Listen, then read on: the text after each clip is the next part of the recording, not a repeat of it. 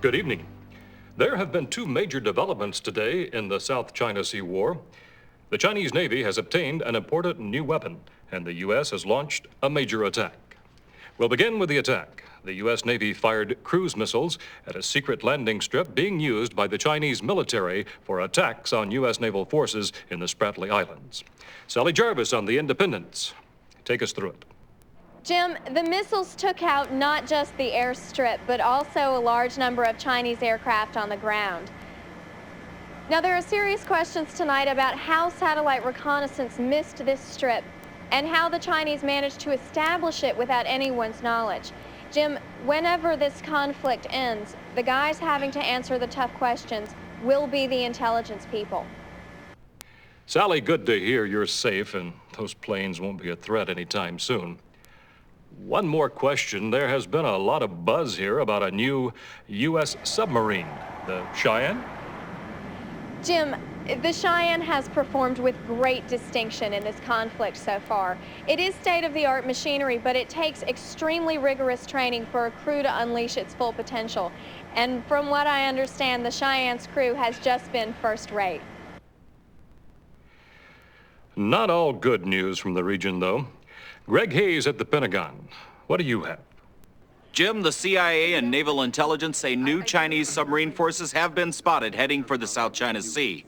Even worse than that, the U.S. Navy has electronic intelligence, ELINT, that suggests a number of Russian-built Akula II-class submarines are being put in theater on the Chinese side, out of Russian bases on the Sea of Okhotsk. If that's the case, these subs have Russian crews. It's a disturbing possibility, Jim. This is incredible. Once our mortal foe, for a while our friend, is Russia once again our enemy? Sonia Marshall at the Capitol, are we at war with Russia as well?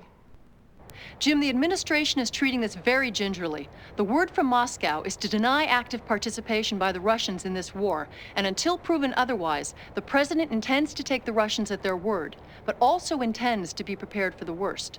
Jim? Jeb Thomas, these Akula II subs, a real threat? Yes, they certainly are, Jim. A tough enemy. These are very quiet, very fast, very dangerous subs.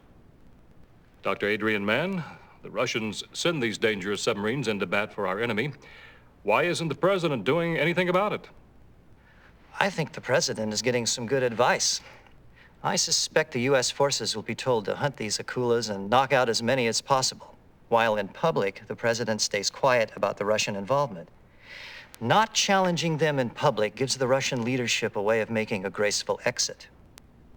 Jim, this is shrewd advice. Going public now might have the unintended effect of widening this conflict, and the world cannot afford that. Our best bet is to strike these Akulas a lightning blow, and these Russians, if they are Russians, will suddenly vanish.